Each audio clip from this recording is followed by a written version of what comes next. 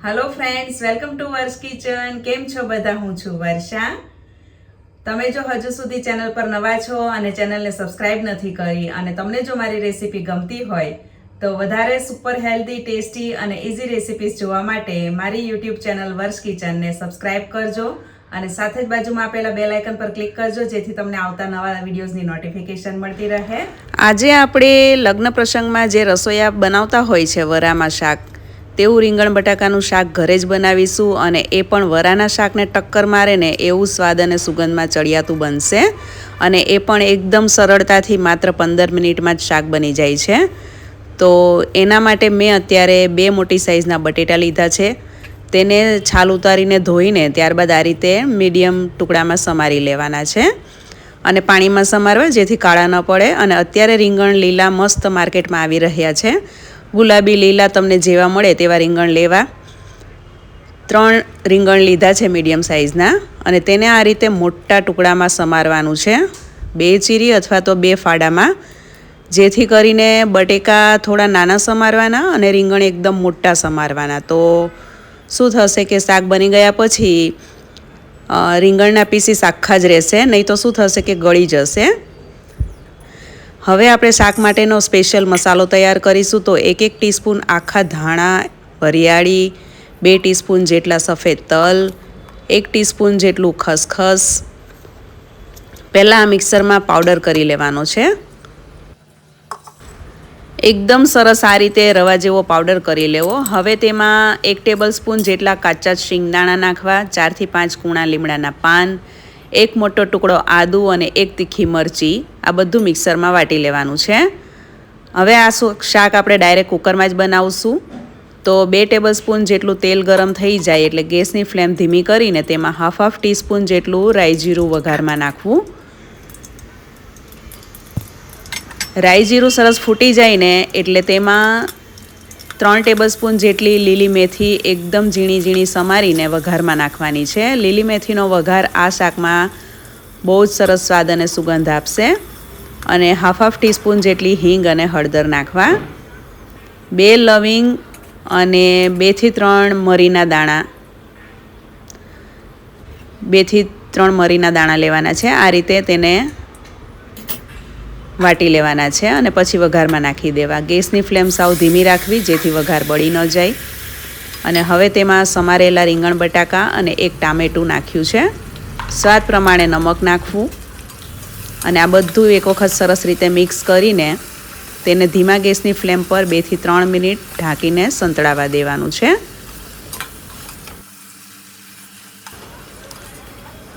તમારી પાસે જો લીલી મેથી ન હોય ને તો વઘાર્યા બાદ તેમાં કસૂરી મેથી નાખવી અથવા તો તેલમાં મેથી દાણાનો પાવડર 2 ચપટી જેટલો નાખવો।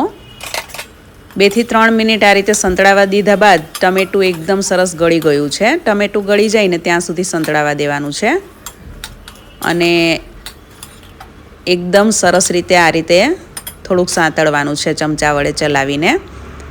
હવે તેમાં 2 ટીસ્પૂન જેટલું ધાણા જીરું પાવડર અને 2 થી 2.5 ટીસ્પૂન જેટલું લાલ કાશ્મીરી મરચું પાવડર નાખવું। તીખું મરચું આપણે લીલું નાખ્યું છે અને આપણે જે મસાલો સ્પેશિયલ વાટ્યો શાક માટેનો તે બધો જ આમાં નાખી દઈશું। 4 વ્યક્તિને સર્વ થાય તેટલું આ શાક બનશે અને આ શાકની ગ્રેવી એટલી બધી સરસ દાણેદાર બનશે ને કે ખાવાની મજા પડી જશે। 1 ટેબલસ્પૂન જેટલું સૂકું કોપરાનું ખમણ પણ નાખી દેવાનું છે આ જ સમયે આમાં સાથે અને 2 ટીસ્પૂન જેટલી સુગર નાખવી।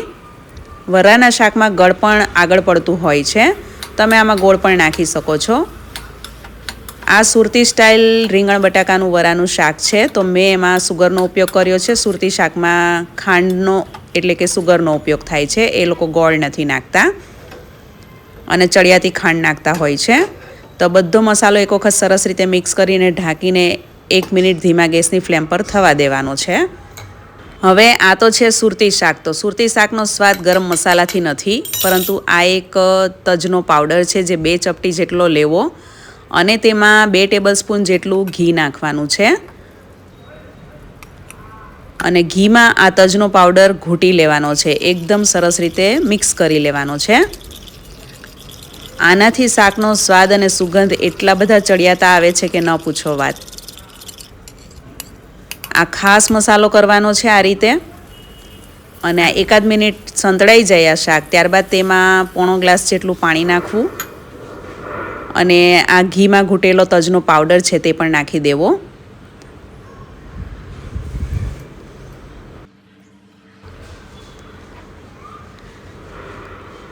આને કારણે વરાનું શાકની જે સુગંધ અને સ્વાદ આવતા હોય છે ને તેવો જ સેમ સ્વાદ અને સુગંધ આવશે.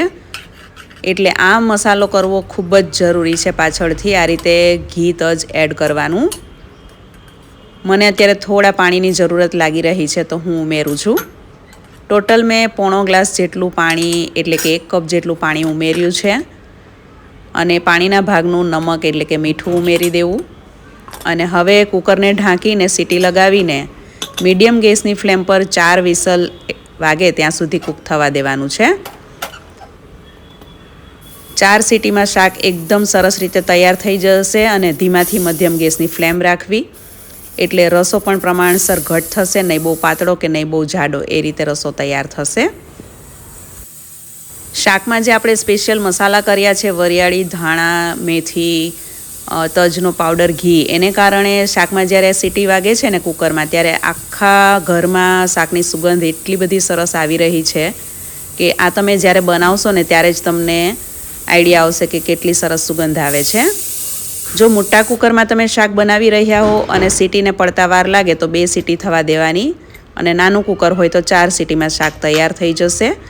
કુકર સાવ ઠંડુ પડી જાય ત્યારબાદ કુકર ખોલીને અત્યારે ચેક કરી રહી છું હું, તો શાકમાંથી સુગંધ બહુ જ સરસ આવી રહી છે. અને જુઓ તમે, શાકનો રસો કેટલો સરસ તૈયાર થયો છે, પ્રમાણસર ઘટ રસો છે. તો હવે તેમાં આપણે 2 ચમચી જેટલો લીંબુનો રસ નાખીશું. લીંબુનો રસ ખાસ છેલ્લે નાખજો, એનાથી શાકનો સ્વાદ બહુ જ સરસ આવે છે. સમારેલી કોથમીર નાખવી. આમાં તમે આ સમયે લીલું લસણ પણ નાખી શકો છો, તેનાથી પણ બહુ જ સરસ લાગે છે. આજે મેં વરાના શાક જેવું જ શાક પરંતુ લસણ વગર બનાવ્યું છે, તેમ છતાં પણ સ્વાદમાં ખૂબ જ ચડિયાતું બન્યું છે. તો આપણે ગરમા ગરમ શાકને એક સર્વિંગ પ્લેટમાં સર્વ કરીશું. અને તમે જોઈ શકો છો રીંગણના ટુકડા આખા જ રહ્યા છે, બિલકુલ તે માવો નથી થઈ ગયો તેનો. અને બટેકાના ટુકડા પણ એકદમ સરસ આખા રહ્યા છે. તો બટાકાના ટુકડા ઝીણા સમારવાના અને રીંગણના ટુકડા એકદમ મોટા સમારવાના. તો શાકને આપણે અલગથી બાફીને પછી વઘારવાની જરૂર પણ નહીં પડે. ડાયરેક્ટ કુકરમાં બનાવશો તો પણ તે વરાના શાક જેવું જ, વરાના શાકને ટક્કર મારે ને તેવું સ્વાદમાં ચડિયાતું તૈયાર થશે.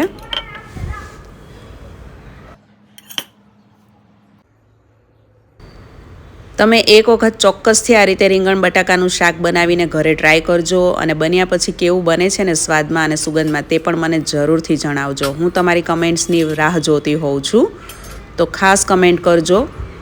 તો અત્યારે આ ગરમા ગરમ રીંગણ બટાકાના શાકને મેં સુરતી દાળ ભાત સાથે સર્વ કર્યું છે.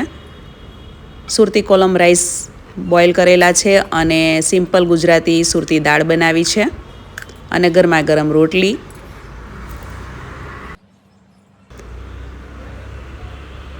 દાળ ભાત સાથે આ શાક રોટલી ખાવાની મજા પડી જાય છે.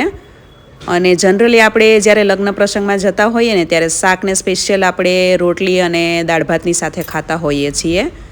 તો આ શાક પણ સ્વાદમાં એવું જ બન્યું છે.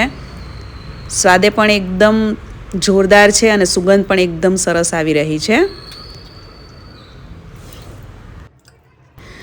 જનરલી વરાના શાક રસોઈયા જે બનાવે છે તેમાં રીંગણ બટાટા અલગથી બાફીને ત્યારબાદ વઘાર કરતા હોય છે, પરંતુ આજે આપણે ડાયરેક્ટ કુકરમાં બનાવ્યું છે, તેમ છતાં પણ સ્વાદમાં સેમ એવું જ બન્યું છે અને ટેક્સચરમાં પણ સેમ એવું જ બન્યું છે.